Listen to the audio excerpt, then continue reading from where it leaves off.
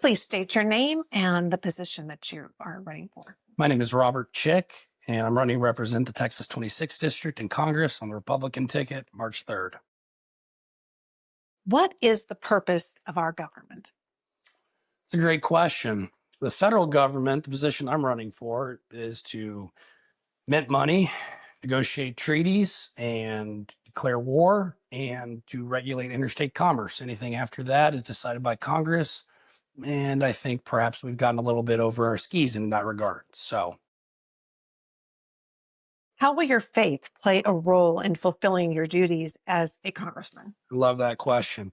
Lord gave us two superseding commandments, Matthew 22:36 through 40. Love thy God and love thy neighbor. Hang on that, all prophets and laws. So I do what the Lord told me to do, which is I love my God and I love my neighbors to the best of my ability. My neighbors, meaning all American citizens. I know that can sometimes be a broad term, but I just limit it to that. All American citizens and Texans in specific. What is the biggest threat to Texas right now, and how do you plan to address it if you're elected? Yeah, I think in the abstract sense, it's probably the federal government's overreach in Texas. I don't like when the office of the president or any president, doesn't matter who he is or where he was, doesn't matter.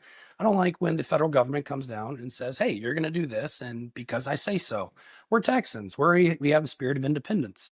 And I don't think that includes bowing down whenever the federal government comes down and tells us to do stuff like redistricting or whatever. In the more physical, the more immediate sense, it's data centers. So data centers are being built across Texas with very little input from the communities, and they're soaking up things like water and electricity. Water, you can remember the 2011 drought of the summer. I remember I was playing football, so I remember it vividly. City, you can think back to February 2021 when there was severe blackouts all across the state, and it resulted in the deaths of Texans. So I worry about data centers being built. They're providing no jobs. They're soaking up our water and they're eating up our electricity. So, How do you plan to address that? well, we need to look. As a Republican, I believe you have to fundamentally believe in two things: small government, and you have to lead with Jesus in your heart. That's just my opinion. Now, government's not always the number one solution. I would say rarely it is, but it's going to have to take some legislation. We're going to have to come together as Texans and figure out what laws we're going to have for these AI data centers and what benefit they provide us.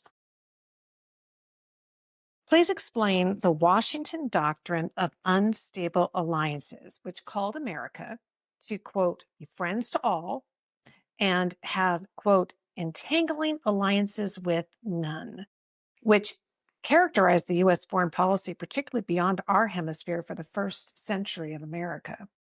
Do you think this doctrine is still relevant today? And why or why not? I think that's the same, to like put that into layman's terms, at least to me, that says, hey, look, we're friends when it's convenient. We're enemies when it's convenient. We always play by our rules. We do what's in America's best interest. I would love if we approached every single foreign relationship like that. I think we need to re-examine, like what the quote you'd said, we are not entangled in different, alliances. Let's take a look at every single one of our postures towards foreign nations and say, is this giving us a net tangible benefit to American citizens? And if it's not, let's re-examine it. And there's no nation, there's no foreign state that is an exception to that rule. Based on your understanding of the U.S. Constitution, in what circumstances, if any, can a state lawfully nullify a federal action, which is a written law or a policy? To be honest with you, this may not be popular.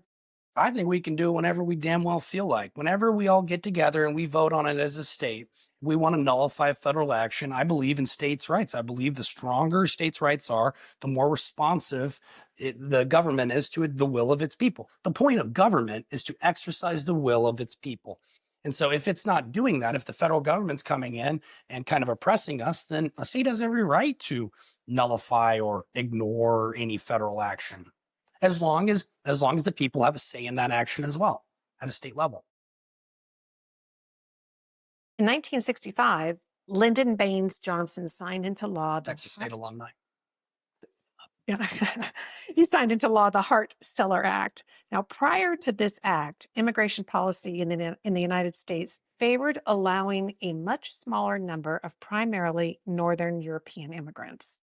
What is your position on returning the U.S. to pre-1965 immigration policies? Look, let's do whatever we want. This is our country. If you're here right now and you're an American citizen, you get a say in the policies. If we want to exclude it, only immigration to Scandinavian, blonde haired, blue eyes, white people with the name Isaacson, fine. I personally know a lot of Mexicans and a lot of, whoever that came here legally, and I like tacos. I don't know what to tell you about that. I'm not a big gefilte fish guy. So if we want to return to that, great. Let's vote on it. Let's put a bill on the floor. Let's all vote on it, and let's get it done. I don't care if we're judging by the color of their eyes or their Northern European or their genetics or whatever. We get to allow who we want into this country. Again, though, as long as we all have a say in it. So I think the most important part is we all come to a consensus and say 51% believe this, 49% believe this. Let's go with the action. You know what I mean? So let's return to it. If people want to do that, let's do it. But if they don't, then we won't. As a follow-up, considering the current level of immigration being allowed into the country, Sure. do you see that? Would you like to see that stay the same or change either way? Yeah. So America, we have myths that we believe in, which is social tools that we use to reach social consensus around narratives. Like for example, stiffing someone on a tip, you're a bad dude, or cutting in line, whatever. There's another myth that I think the left get really wrong, and not the left. It's mostly the Democrats. Democrats, the left is a big difference, but all immigration is not inherently good immigration. That doesn't make anyone racist. That doesn't make anyone bad to say that. But all immigration is not inherently good immigration. So let's return to a point but on the other end, do we need immigration? It would seem so. The ICE is ignoring the fact that ICE isn't going into hotels and farms and arresting. They leave those guys alone. They only arrest the ones that aren't working. So, do we need immigrants? Maybe. What do we want? What level do we want to see that at? That's a decision that people have to make. And I look forward to carrying out their will, but we all need to talk about it. So my point is all immigration is not good immigration. And do we need to, what's the current level? It's too high, so let's do something about it. But we need to talk to each other. Everyone get in this big room like we're at now. Everyone's got 5 minutes. No one make any judgments. Okay. We've decided it. Lower the immigration numbers. All right, let's do it. But it's the will of the people. That's fundamentally what needs to be executed. Sorry that was long. No, that's okay. No, that's good. Thank you, sir. What is your understanding of the Monroe Doctrine? Yeah, so anything that happens in the Western Hemisphere, Big Bro's in charge about it. Yeah, so, that was a good doctrine. And look, here's the deal on that. And I think I kind of know what this is alluding to. We have a $37 trillion national debt. Okay.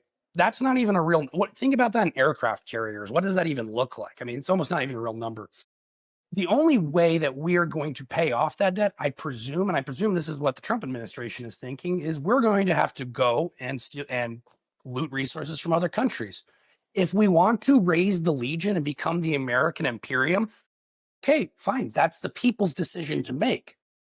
But that needs to be the people's decision. You know what I mean? Sorry, the Monroe Doctrine.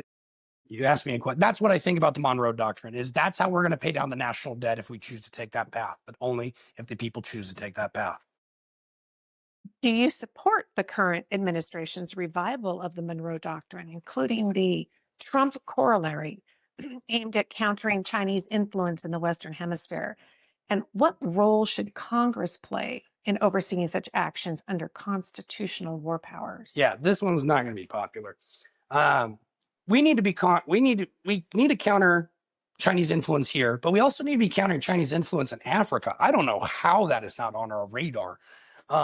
We need to be countering them everywhere, in soft influence and in hard influence. Soft influence like the Chinese, the Belt and the Road program, building railways, building electric things. As far as, let's take, for example, the action to get Nicolas Maduro.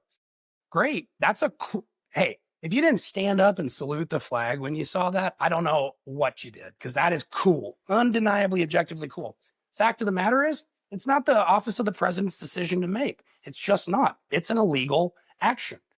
That is how the Constitution just frames it.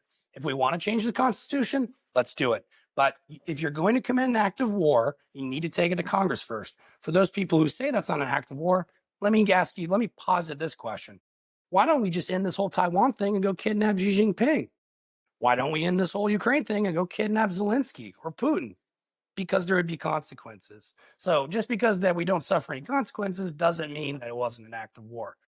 Look, if we want the president to be able to decide that, perfect, let's do it. But right now, as it stands, that's Congress's decision to make, not his. Not anyone, not the office of the president.